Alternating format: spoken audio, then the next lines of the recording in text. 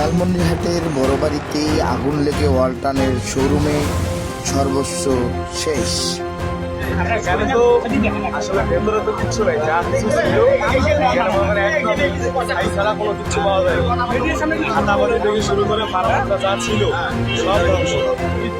একমাত্র ভেতরে যা টুকটা একটু লোয়া টোয়া আছে সেটাও পুড়ে চলে গেছে, মানে এখানে কিচ্ছু নেই আর কি।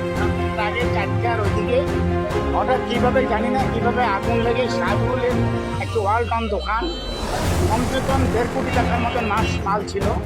ভিতরে ভিতরে ঘুমছে অনেক কিছু আগুনের ওয়ালটন শোরুমে অগ্নিকাণ্ড সংঘটিত হয়েছে।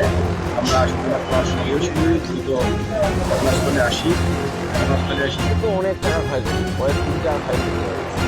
আমার তো ঘরটা বেঁচে তো আমার প্রায় 20 পা হয়েছিল।